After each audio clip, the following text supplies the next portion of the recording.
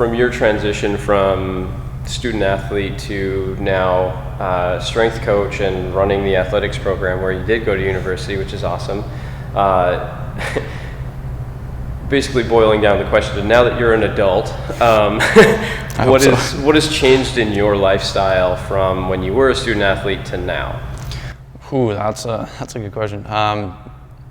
A lot, and also nothing. Not that I was, this perfect student athlete, but for example, on May of 2015, my head strength coach, Andrew Hemming, sent me my first Spartan training program, and in it it foam rolling and doing lacrosse ball work and all that stuff, and you should do that before bed. And so I went out, found actually because where I was, I didn't have a foam roller, so I actually used on an old leg extension machine, like the padding thing. I took one of those padding things off and used that, and used a tennis ball for foam roller. Now I actually have proper stuff. But ever since that day, let's say May 1st of 2015, I've not missed a single day of rolling out before bed.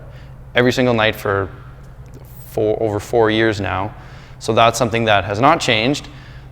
Does it work?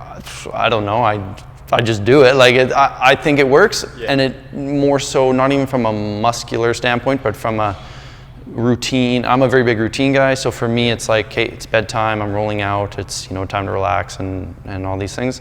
So for example, that has not changed since I was a student athlete. Some other things that have changed was once again realizing the importance of balance. So when I was going through university, the more is better was a big thing. So I need to train more, I need to train more, I need to train more. And then my head strength coach, Andrew Hemming, once looked me dead in the eye and he said, Cole, you need to decide whether you want to train more, whether you like training more or you like results more.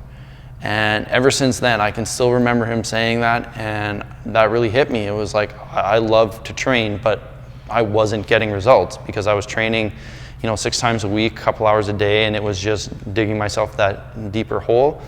And so I've learned to, a little bit, I still love to train obviously, but I've learned to find that balance of just because you're training 8 hours a week doesn't mean that I need to do that. I need to find what works for my body as far as training. Same thing with nutrition. Like just because you're on keto or you're on paleo and you put on 20 pounds of muscle or lost 40 pounds of fat or all these things doesn't mean, I need to do that. Sure, I can try it, and I've tried a bunch of different diets, and I've learned horrible ways to put on muscle and painful ways to lose fat and all these kind of things. So I think the biggest thing I've learned and that I do now is I try to treat everything like an experiment. I like to try new things, but I want to find out what works for me. And I encourage that with all my athletes. Like they'll come and be like, hey, what about keto? What about, this workout program and stuff? And to me, instead of being like, no, don't do that. A lot of times I'll be like, try it, let me know what you think. Because if it works for you, who am I to say, no, you're not allowed to eat like that. It makes you jump higher and sprint faster, but I don't like it. Well, if it gives you results that you want, which are typically health, so if your health is good, if your performance increases, and then if you aesthetically look better, well, then that works for you. So that's one thing that I think has changed a lot. Another big change was I got married since I was a student athlete, so that has obviously put a lot of shift. Instead of like, my free time, I can go do what I want. It's like, I have a wife that I get to, not have to, get to spend time with. Love you, babe.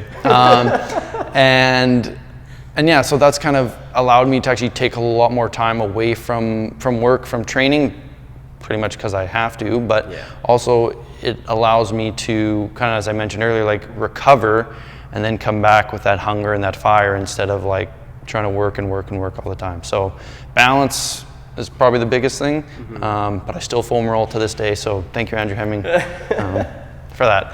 Well, and I like that too, because you were self-aware enough to realize that you're a routine guy, and so whether or not it's physiologically changing anything in your body, it's still helping you with your wind down process before you go to bed. And I would argue that it's probably helping you de-stress a little bit, just to, even if there is tension in the muscle, you're just sort of telling it to calm down, and helps you sleep better.